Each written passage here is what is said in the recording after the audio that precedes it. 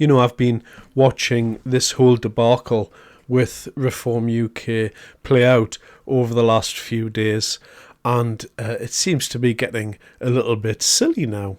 And so there's a lot of commentators on either side wanting to stick their halfpenny in about what's going on. So one of the prevailing thoughts that a lot of people seem to have is, why is an experienced political operator such as Mr. Farage doing this in public? Why has there been a massive deal made of all of this stuff with Rupert Lowe? Why is Nigel Farage going round and having these public arguments when it clearly is hurting the voters of Reform? It's clearly hurting Reform in the polls.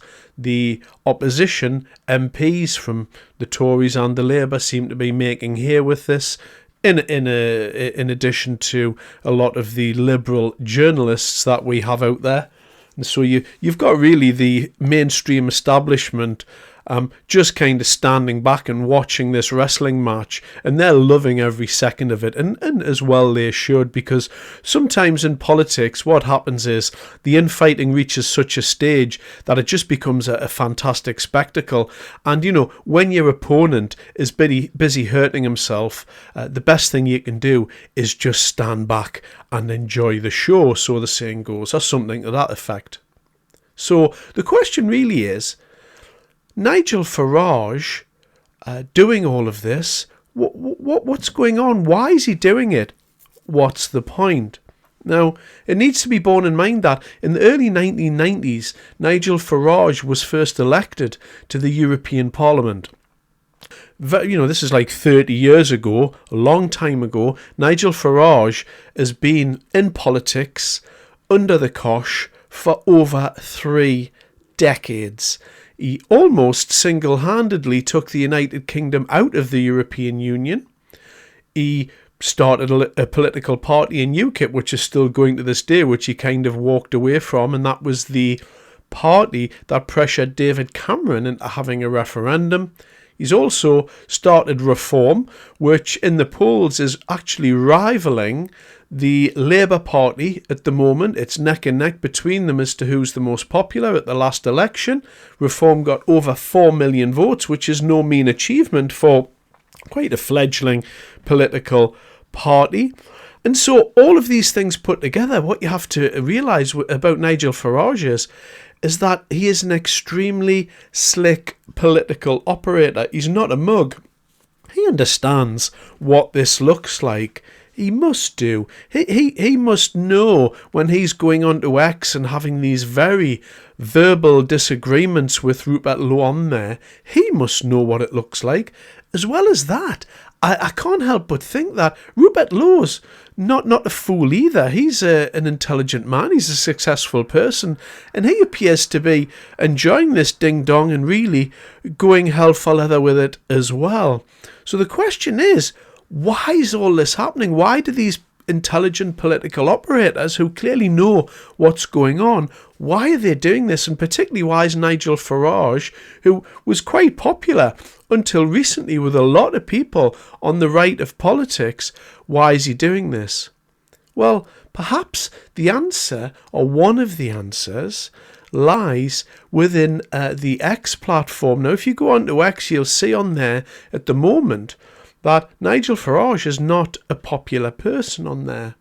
Now, what you'll also realise when you go into X is that there's a lot of what I would term right-wing people on there, i.e. those people who like a bit of red meat and who might go farther than the average bear in their political opinions. And by those political opinions, I mean these are the types of people on there who may be advocates of deportation. So what that would mean, if you're not familiar, is those people who've previously arrived here, a lot of them would be deported. Now, I'm not the greatest advocate in the world of mass migration. I'm against mass migration and I favour a net zero policy. And I'm sure there are a lot of people that do need to be deported. For instance, foreign criminals, they need to be deported. If you come to this country and you commit a crime, then you need to be gone. And I've no doubt as well, even outside of that, there are some other people, particularly the people that arrive here illegally. I have a big problem with illegal migration, forgetting about the asylum argument. I think there's a lot of people arriving at the moment that don't deserve to be here. But outside of those arguments, to suggest that there's going to be mass deportations just isn't really living in the modern world that is the UK. It's never going to happen. It wouldn't happen logistically. It couldn't happen, ideologically, politically, philosophically, however you want to put it. It's just not going to happen. We could stop mass migration and we can have a migration system that works for everybody. And in fact, we could deport a lot of people that have committed offences and all of that type of thing, and even consider deporting illegal migrants, but there's just not going to be a mass deportation ever, in my opinion. Now, do I wish that we hadn't had as many people come to this country? Yes. Can I see the effects that these people are having on our country? Yes, I can. I can see all of it. I see everything you see, yes, I love my country. I love England. I love being an Englishman. I love the United Kingdom, and it upsets me to see the way things have gone. However, all of that said, you've still got to live in the real world, I'm afraid. Living in a fantasy, arguing on small corners of the internet, these niches, stuff that's never going to happen, might make you feel good in the moment, but you're never ever going to get anywhere near power. Now, Nigel Farage knows in his heart that that's never going to happen. He knows that in order to get anywhere near getting elected next time, he's going to have to appeal to a far wider audience than those people who are on the right or farther of politics. He's going to have to appeal to the centre ground, and I can't help thinking.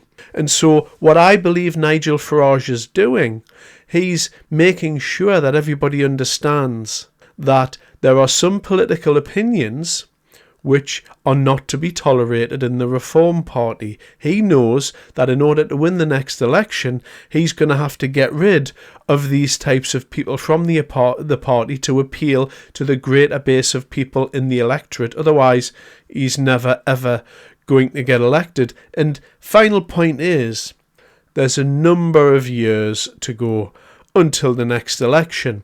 You can bet over the next 3 or 4 years, the following things are likely to happen. Number one, there could well be a change in the Labour Party leadership, and there could be, a night of the long knives happening in the Labour side of the equation. On the Tory side of the equation, I can't see Kemi Badenoch making the next election. I would imagine that Robert Jenrick is going to take over from Kemi Badenoch, and I think everybody kind of is getting that whiff now that Kemi's not really up to it. And so really, everyone going on about reform at the moment, they need to bear in mind, number one, Nigel is a very, very, very professional and slick political operator, for all you might have a go at him. And number two, there is years until the next election. You need to be bearing those 2 points in mind, in my opinion. Thanks very much for your time. I appreciate it.